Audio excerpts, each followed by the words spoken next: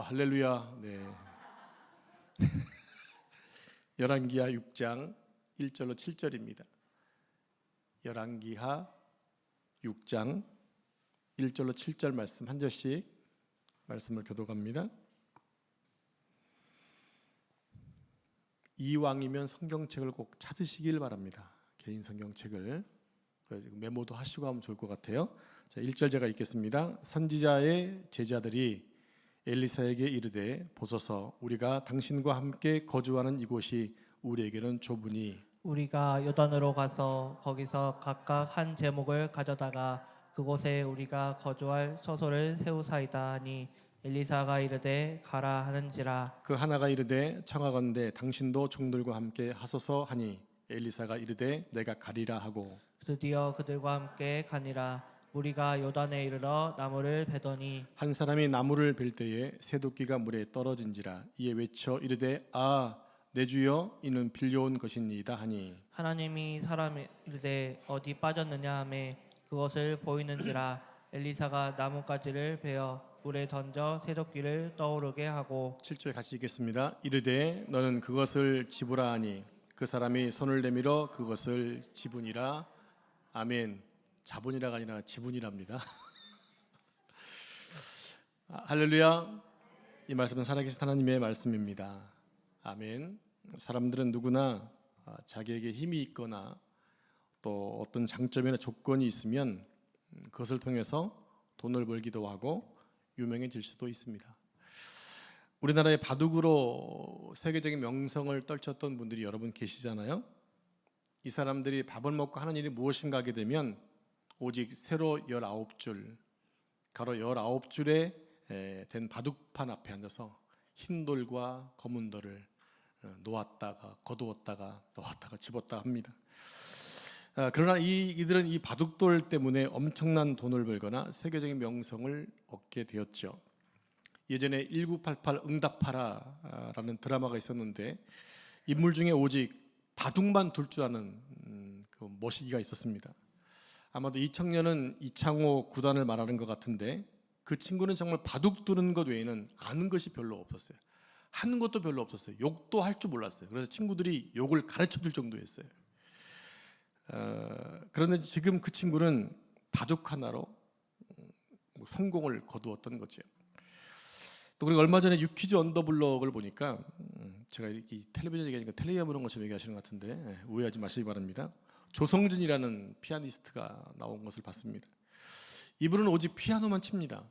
하는 일이 피아노 치고 잠자는 것밖에 없더라고요. 운동은 생각도 못했답니다. 평생 동안 공을 만져본 적이 없대요. 왜냐하면 공을 만지다가 손가락이 다치면 안 되니까 공 자체도 만져보지 못한 남성도 아닌 것 같은 그러한 사람이었습니다. 그걸 보면서 정말 재미없게 인생을 사는구나라고 생각을 했습니다. 그러나 그것은 어디까지나 제 생각이었어요. 그런 피아노 치는 게 너무 즐겁다는 거예요.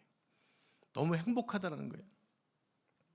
그래서 어떤 공연이 잡혀지면 며칠 동안 계속 거기에 빠져가지고 연습을 하고 그것이 그에게는 유일한 낙인 거죠. 그것으로 그분은 유명해졌고 그의 연봉도 상당하다는 것입니다. 그런데 그것에 비하면 우리 믿는 자들은 그런 재주가 별로 없는 것 같아요. 너무나도 평범합니다. 물론 제 자신을 보더라도 무엇 하나 내세울 게 자랑할 게 없습니다. 지난 6월 6일 날 낚시대회를 했잖아요. 제가 많은 분들의 채비를 도와주는 일을 맡았습니다. 또 그 떡밥도 구입해 놓고 가서 낚싯대 빌려주고 채비도 다 만들어줬어요. 가서 그냥 던지기만 하면 될 정도로 만들어줬거든요. 제 옆에서 인생 최초로 낚시하던 집사님이 똑같이 한 마리를 잡았어요. 하시던 말씀, 목사님도 별거 아니네, 나랑 똑같이 잡았네 하시는 거예요. 내가 채비를 해줄 알았으면 절대 잡을 수 없었는데 그거는 생각지 않고 잡은 것에 오직 관심이 있었어요. 근데 그 아들은 3마리를 잡더라고요. 아무리 준비를 잘하고 많이 알고 있으면 뭐합니까? 많이 낚는 것이 장땡인데 그날 13마리를 잡은 집사님이 우승을 하셨어요. 우리 아들이 12마리를 잡았는데 저에게 그러더라고요. 아빠 실력이 없는 게 아니고 자리가 안 좋았어. 그러면 사는 그렇게 위로하더라고요. 근데 생각을 해보니까 그게 아닌 거예요. 정말 고수는요, 우리 13마리 잡으신 분이 진짜 고수거든요. 그분은 딴 데서 멀리 하셨는데 어찌됐건 1등을 하시더라고요. 고수에게는 채비가 문제가 아니고 자리가 문제가 아니고 떡밥이 문제가 아니더라고요. 그냥 잡아내더라고요. 근데 저는 실력이 없으니까 2마리밖에 못 잡은 거예요. 어릴 적에 축구를 했지만 축구 선수가 되지 못했습니다. 달리기도 제법 빨랐는데 육상 선수가 되지도 못했습니다. 음악, 미술 면에서 그렇게 썩 뛰어난 것도 아니었어요. 그렇다고 뭐 공부도 그죠, 목사가 겨우 될 만큼만 했습니다. 그런 제가 이렇게 목회를 하고 있으니 모두 다 하나님의 은혜일 뿐입니다. 하나님 감사합니다. 제가 여러분과 같은 너무나 좋은 분들을 만나서 이 정도 목회하고 있는 것 너무 감사합니다. 제가 제 자신을 봐도 뭐 자랑할 게 별로 없는 것을 알기 때문에 겸손해서 얘기하는 것이 아니라 제 한계를 드러내고 있는 거예요. 그런데 예수님을 믿는 사람들 대부분도 이렇게 별로 재주가 있는 분이 별로 없더라는 얘기입니다. 여러분은 뭘 잘하시나요?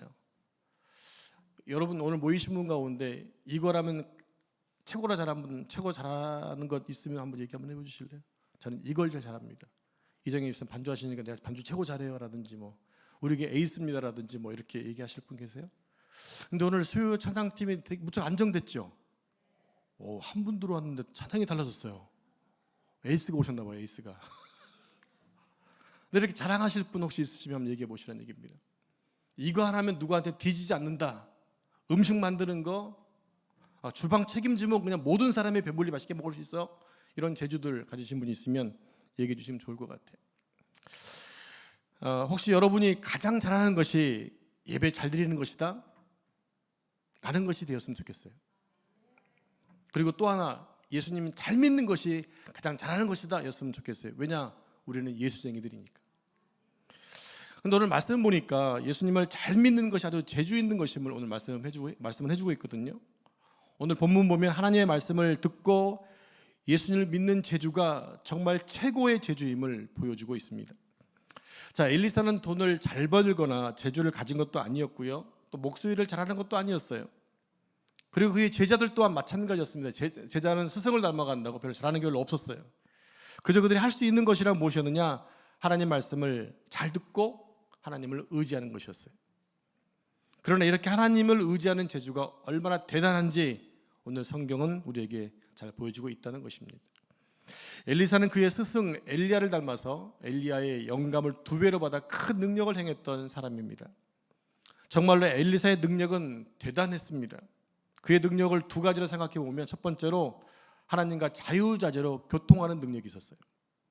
이 말이 무슨 얘기냐면 하나님께 기도하지 않고서도 즉각적인 어떤 기적을 베풀었다는 것입니다. 성경 역사 가운데 엘리사만큼 자유자재로 하나님의 영감과 능력을 사용한 선지자가 없습니다. 우리가 신앙생활에 욕심을 내려면 엘리사와 같은 능력을 달라고 여러분 기도하셔야 돼요. 하나님, 저도 엘리사처럼 쓰임받고 싶습니다라고 여러분 그런 욕심을 가지고 기도하시는 거 절대 욕심 아닙니다. 그런 분들이 없는 게 문제지 많은 게 문제가 아니거든요. 세상의 성공을 꿈꾸는 것보다 영적으로 하나님과 교통하고 하나님이 원하시는 것을 마음껏 해드릴 수 있는 그런 능력을 구하는 게 필요하다는 것입니다.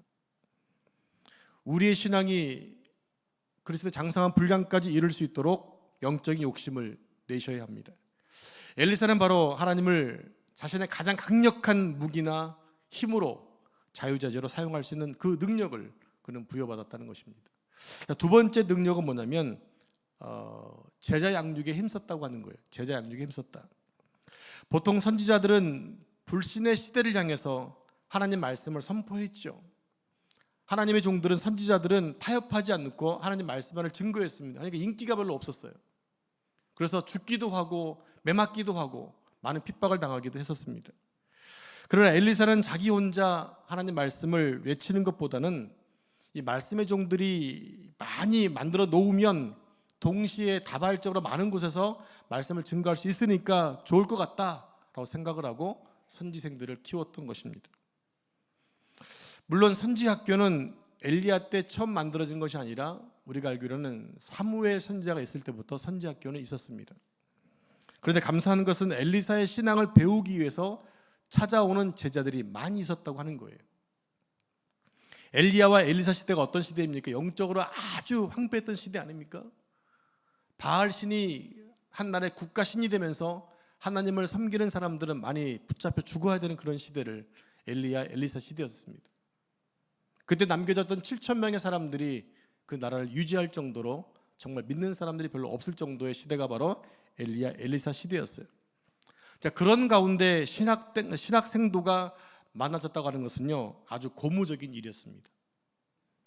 요즘 심각한 것은 많은 신학교가 지원하는 학생들이 줄어들어서 미달 현상이 일어나고 있는 것이 이 시대의 영적인 문제입니다. 80년, 90년대만 하더라도 신학대학 경쟁률이 4대 1 정도 됐거든요. 어떤 분은 재수 3수를 넘어 8수까지 하신 분도 계셨어요. 8수.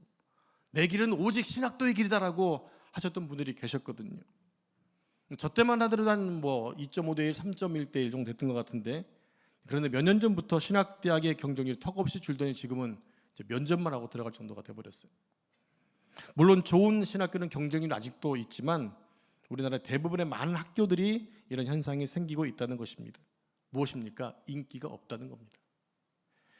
그러나 엘리사 시대의 영적으로 아주 혼탁하고 하나님에 대한 신인식이 아주 낮은 시대였지만 엘리사에게 많은 선지 후보생들이 찾아왔다고 하는 거예요. 그러니까 문제가 생기더라는 얘기죠. 자, 열왕기하 6장 1절 2절을 한 절씩 저와 교독하겠습니다. 선지자의 제자들이 엘리사에게 이르되 보소서 우리가 당신과 함께 거주하는 이곳이 우리에게는 좁으니 우리가 요단으로 가서 거기서 각각 한 제목을 가져다가 그곳에 우리가 거주할 소소를 세우사이다 하니 엘리사가 이르되 가라 하는지라. 자, 엘리사가 말씀으로 제자들을 가르치는데 부흥이 일어났습니다. 그래서 많은 생도 후보생들이 찾아오게 되었던 것입니다. 그런데 이런 영적인 부흥과 함께 찾아오는 현실적인 어려움도 있습니다. 영적으로 풀려지면 모든 것이 다 풀려질 것 같지만 도리어 현실적으로 더 어려울 수도 있다는 얘기거든요. 어떤 어려움이 있었나요? 사람이 많이 몰려드니까 많은 양식이 필요했습니다. 또 함께 거할 장소가 필요했다고 하는 거죠. 이것은 하나님의 일을 하는 사람에게 항상 따라오는 문제이기도 해요. 이것이 풀리니까 다 만사형통하겠지? 제가 볼 때 그런 게 별로 없더라고요. 하나 넣으면 또 다른 고비가 또 있더라고요. 그 고비를 고비마다 기도하고 하나님 어디로 넘어가는 것이지 모든 것이 그냥 일사형통인 것은 별로 없는 것 같아요. 처음 하나님의 일을 하려고 하면 가장 어려운 것이 재정의 문제이기도 하고 또 인력의 문제이기도 하죠. 그러나 다행히 동역자가 있다 하더라도 동역자들이 경제적인 힘이 없다고 한다면 그것도 매우 힘든 일이 되고 맙니다. 자, 이런 가운데 장소 문제라든지 혹 집 문제라든지 경제적으로 큰 돈이 들어갈 일이 일어날 때 걱정이 될 수밖에 없는 거죠. 우리는 이런 부분에 있어서도 하나님의 신실하심을 믿어야 합니다. 무엇일까요? 하나님이 하도록 하셨다면 하시게 해준다라는 사실입니다. 저는 이것을 늘 얘기할 수 있어요. 하나님이 그렇게 하셨다면 그렇게 하신 이유가 반드시 있을 것이다라는 거죠. 그러니까 고난이나 어려움이나 어떤 환경 속에 있어서 그 부분을 찾지 못하면 답이 열리지 않는 거예요. 그 부분을 찾으면 문제가 쉽게 해결되는데 그것을 못 찾게 되면 항상 계속해서 그 문제가 여전히 일어나는 거예요. 여러분 가운데 신앙생활 쭉 하시면서 닥치는 문제들이 주로 뭐든가요? 거의 비슷한 일 아니던가요? 대부분이 비슷한 문제가 계속 옵니다. 왜냐하면 그 부분을 제대로 다 통과하지 못했기 때문에 그런 거예요. 제 개인에게도 교회 개척에 대한 부분은 참으로 큰 걱정거리였습니다. 나이가 50이 넘어가는데 담임 목회자의 길이 열리지 않았기 때문에 고민하는 거죠. 모든 목회자의 꿈은 뭡니까? 담임 목회자가 꿈이에요. 근데 한국에 현실적으로 담임 목회를 할 수 있는 비율이 겨우 30%도 채 되지 않습니다. 많은 분들이 무임으로 있든지 기관 목회를 하든지 부목으로 있다가 은퇴하는 경우들이 제법 많이 있죠. 방법이 뭐냐? 개척하는 게 유일한 길인데 그 개척은 너무나 힘이 듭니다. 교회에서 적극적으로 지원해도 힘든데 맨 땅에 헤딩하는 분이야말로 정말로 그야말로 너무 힘이 드는 것이 현실입니다. 하나님께 저와 우리 교회에 너무나 큰 은혜를 주셔서 이렇게 잘 성장해서 일꾼도 많아졌지만 처음 개척할 때는 그리 쉬운 것이 아니었습니다. 수원 보배로운 교회가 20주년 기념교회를 세우겠다는 계획 속에 처음에 제게 2억을 주시면서 개척을 하라고 말씀하셨어요. 여러분 지금 이게 2억이지만요. 부교육자들에게 교회에서 2억을 대준다는 것은 엄청난 거예요. 아무한테나 2억 주지 않습니다. 그리고 1년 동안 사례비와 자녀 학자금을 주는 것으로 결정을 내리고 그렇게 개척을 하라고 하셨습니다. 그래서 저 혼자 개척 준비를 하게 되었죠. 아주 난감했습니다. 해본 적도 없고 해본들 성공하는 보장도 없고 고민이 될 수밖에 없었습니다. 마찬가지로 보배론 교회에서도 교회 개척을 해본 경험이 없었기 때문에 어떻게 해야 할지를 서로 몰랐던 것입니다. 그래서 처음에는 저 혼자 준비하다가 차차 개척위원회가 발족되면서 일이 순조롭게 진행이 되어 온 것입니다. 처음 개척을 시작할 때는 어디서 개척을 해야 되나, 어디서 해야 되나 기도도 제대로 해보지 못하고 그냥 했던 것 같아요. 그냥 때가 되어서 할 수밖에 없는 상황이 되어서 땅 전문가 부동산 집사님과 함께 이곳 한숲까지 오게 되었습니다. 그때가 2015년 12월 말경으로 기억하고 있습니다. 그때 한숲은 한창 토목 공사를 하고 있었어요. 그때부터 저는 3억에 맞는 땅을 찾기 위해서 거의 매일 이곳을 찾아왔습니다. 저와 아내는 지금의 처인성 성터에 올라가 가지고 그것이 처인 성터인지도 모르고 그냥 언덕백에 올라가서 눈으로 보이는 곳을 보면서 300평짜리 이미 정해 왔어요. 이미 300평이니까 100만 원에 300평이면 3억이잖아요. 그걸 다 저는 적어보면서 주님 저것이 저에게 줄 땅입니까? 이 산지를 내게 주소서. 그냥 그때 기도하고 찬송했던 게 거의 다였던 것 같아요. 근데 그 땅은 지금 처인성 옆에 있어서 공사도 제대로 이렇게 건물도 지을 수 없는 땅이 돼버렸죠. 그 당시 저는 땅 한 평이 몇 평방미터인지도 모르고 용적률이 건폐율이 뭔지도 모르는 그냥 말 그대로 완전 초짜였습니다. 제가 만약에 건축업자더라도 저를 완전히 사기치기에 딱 맞는 그런 사람이었었어요. 그냥 3억에 땅 300평을 사면 그 땅으로 대출을 받아서 교회를 지으면 되지라고 생각을 했어요. 근데 그게 전혀 아니었어요. 교회 자리는 4m 도로가 확보돼야 됩니다. 그리고 땅의 용도도 대지로 변경을 해야 되고 등등 제가 할 수 있는 게 아무것도 없더라고요. 그럴 때 교회에서는 개척위원회가 발족되면서 저희 능력 밖의 일들을 다른 분들이 해주게 되셨어요. 동역자들이었던 거지. 그 중에 가장 큰 일을 해주신 분이 바로 우리 김철수 집사님이셨습니다. 그리고 이렇게 좋은 땅을 구입해서 건물을 짓게 하신 것은 우리 김태욱 집사님을 만남이 되게 되었던 거죠. 자, 일을 진행하다 보니까 조금씩 아쉬운 부분들이 있기도 했었어요. 이제 결과적으로 보게 되면 합력과 선을 이루시는 분이 하나님이심을 인정하게 되는데 그것을 좀 더 빨리 알게 되었다고 한다면 그런 아쉬움이 지금도 있는 것이 사실입니다. 예를 들면 김태욱 집사님을 만나 지금의 땅을 계약했을 당시 이제 박근혜 대통령이 탄핵되는 날 이렇게 계약을 했거든요.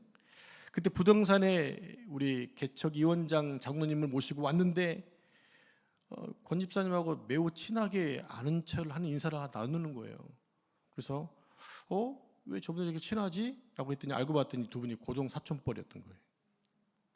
제가 뭘 얘기하시는지 아시겠죠? 그 얘기 뭐냐면 장로님이 미리 와봤다면 전에 한 번만 미리 와줘봤다면 우리 김 집사님이 좀 더 좋은 땅 알아봐주지 않았을까 하는 생각이 드는 거죠. 그런데 그것만 해도 너무나 감사했어요. 왜 그러냐면 김태욱 집사님 우리 교회 1호 성도가 되셨거든요.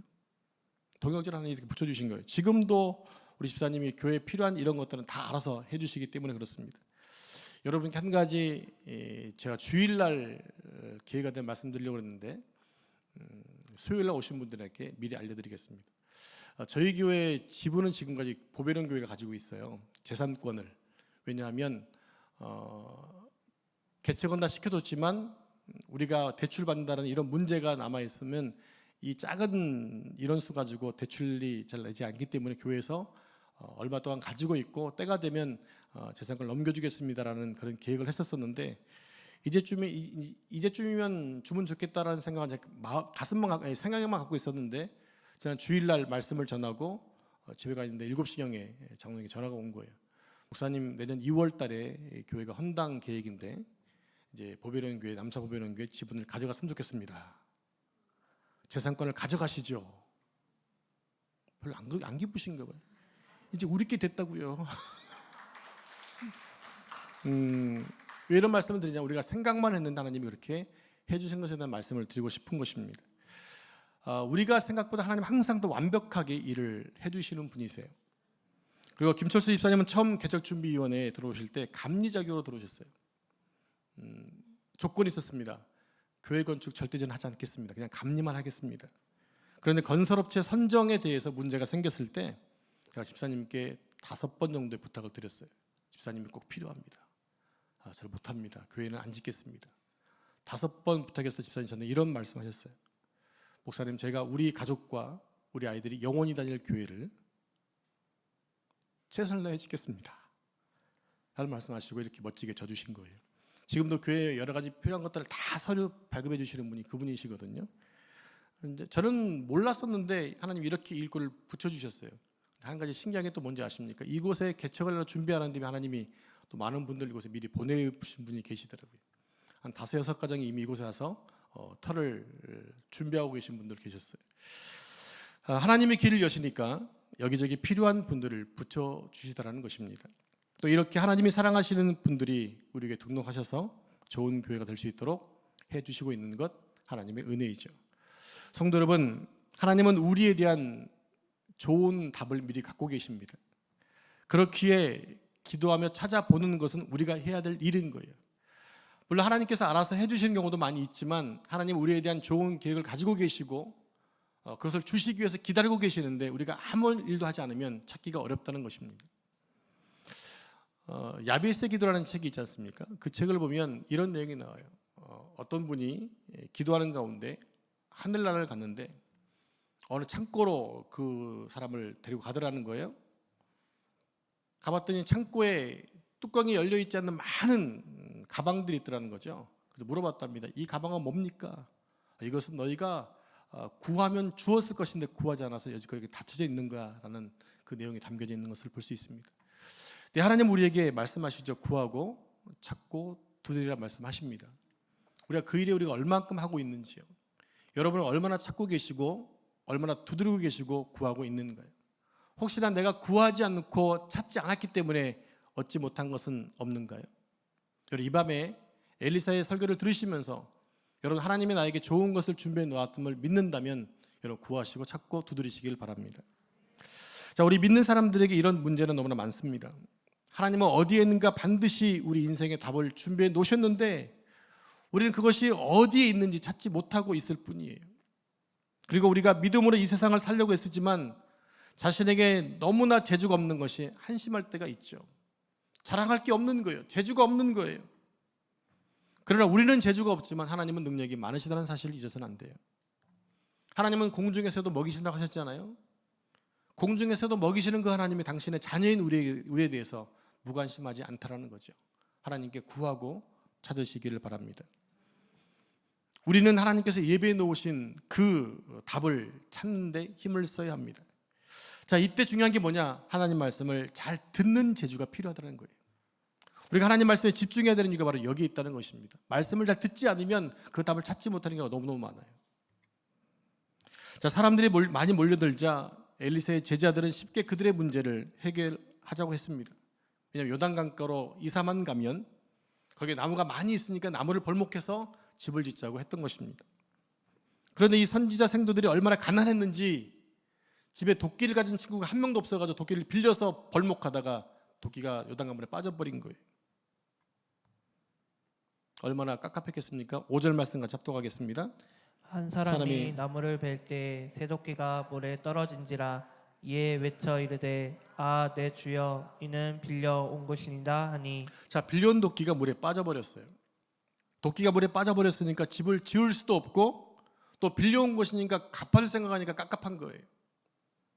어떻게 보면 도끼가 빠진 것은 아주 작은 문제일 수 있습니다. 그러나 돈 있는 사람에게는 별것 아닌 문제가 돈이 없는 사람에게는 큰 문제가 될 수도 있는 거죠. 그래서 심각한 문제가 될 수도 있습니다. 그런데 엘리사와 그의 제자들은 모두 가난했기 때문에 아주 난처했다고 하는 것입니다. 그러나 엘리사는 아주 간단한 방법으로 이 문제를 해결해 버립니다. 우리 6절 7절 말씀을 제가 한 절씩 말씀을 교독합니다. 하나님의 사람이 이르되 어디 빠졌느냐 하매 그것을 보이는지라. 엘리사가 나무가지를 베어 물에 던져 새 도끼를 떠오르게 하고 이르되 너는 그것을 집으라 하니 그 사람이 손을 내밀어 그것을 집으니라. 아멘. 이 장면을 곰곰이 묵상하다 보니까 전래동화 가운데 금도끼 은도끼가 생각이 나는 거예요. 한 나무꾼이 나무를 하다 그만 도끼를 빠뜨리잖아요. 슬피 울고 있는데 산신령이 나타나서 외우니 도끼가 빠졌습니다. 기다려봐. 금도끼 들고 나서 네 도끼니? 아니요.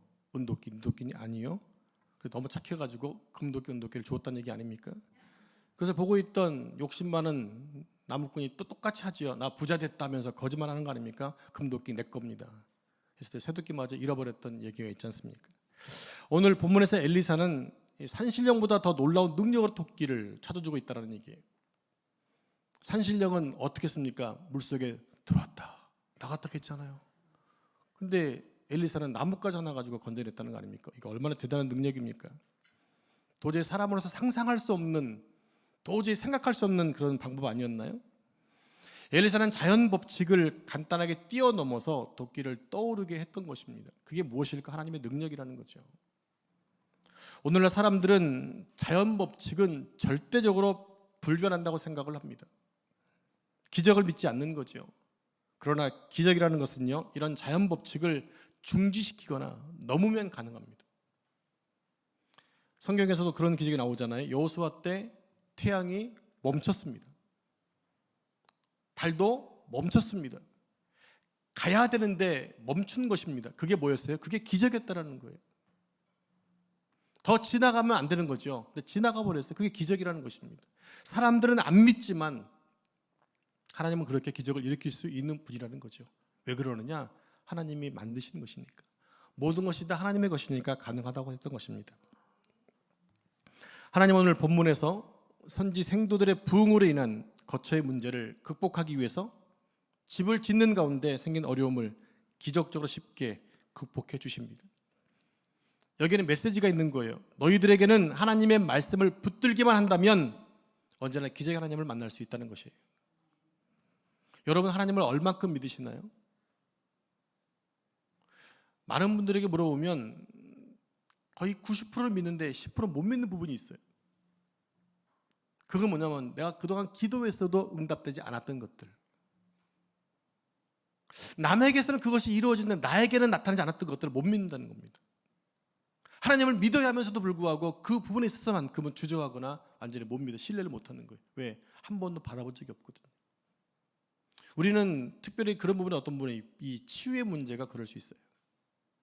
내가 아파서 많이 기도하고 금식하며 기도했는데 여전히 안 나올 때가 있잖아요.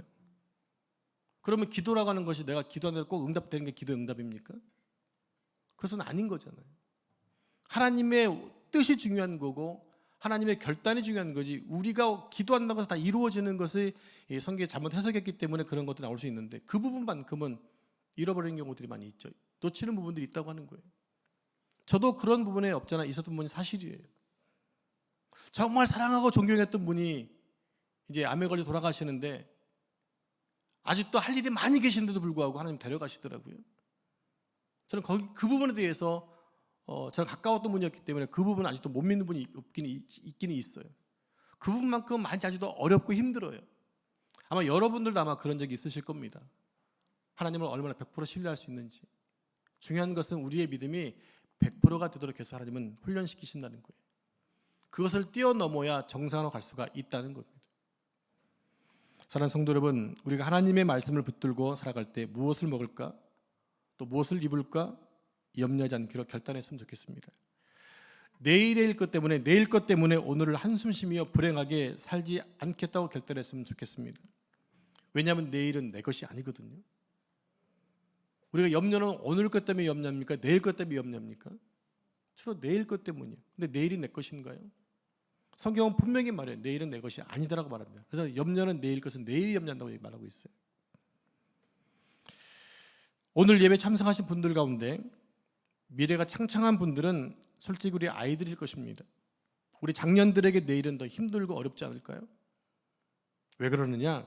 이게 무슨 말인가 하게 되면 내일이 되면 오늘보다 눈도 더 침침해질 것이고 기억력도 더 안 좋아질 것이고 몸의 근육도 빠져가면서 이것저것 아프게 될 것입니다.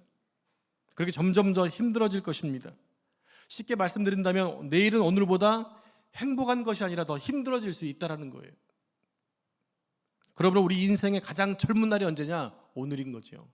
오늘 행복하게 살아야 한다는 거예요. 이 대목은 아멘이 나와야 될 대목인데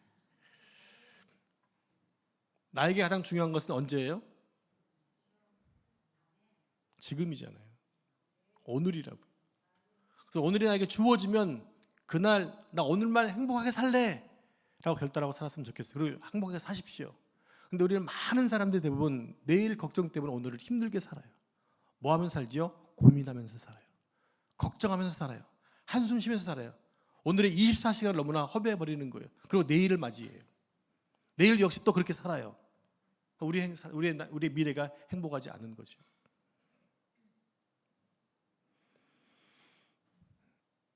오늘 이렇게 하나님께 예배하며 오늘을 주신 하나님, 오늘 예배할 수 있는 은혜를 주신 하나님께 감사하면서 예배는 지금의 너무나 소중한 시간입니다. 그것이 행복이고 축복이라는 것입니다. 그리고 내일은 우리의 것이 아니기 때문에 오늘 열심히 살면 내일은 선물로 주어지는 거예요. 그럼 또 열심히 살면 또 그 다음에 선물로 받게 되는 거겠죠. 그러면 하나님이 주신 소중한 오늘의 은혜를 오늘 이 시간 다 누려야 합니다. 오늘 주어진 일에 감사한다는 것은 바로 우리가 하나님을 의지하고 있다는 증거이기 때문에 그렇습니다. 여러분의 매일의 삶이 늘 감사하시고 기쁨으로 예배하시고 열심히 주님을 섬기다가 주님께 갈 수 있는 여러분에게 축복합니다. 기도하겠습니다. 하나님 감사합니다. 우리에게 가장 좋은 것을 준비해 놓으신 하나님, 우리가 기도하며 찾게 하시고 열심히 우리에게 주어진 자리에서 열심히 살면서 그 일에 도달할 수 있도록 도와주옵소서. 내일의 것을 염려하면서 오늘 주어진 삶을 고민하고 보내지 않게 하시고 내일은 내일이 염려할 것이기에 오늘 우리에게 주어진 날을 기쁘고 행복하게 살 수 있도록 도와주옵소서. 오늘의 열심이 또 내일로 주어진다면 또 그날 열심히 살겠습니다. 이런 믿음으로 주님을 향해 달려가게 하시고 또 주님께 예배하기를 기뻐하는 자가 될 수 있도록 축복해 주옵소서. 이 모든 말씀을 거룩하신 예수님의 이름으로 기도합니다. 아멘.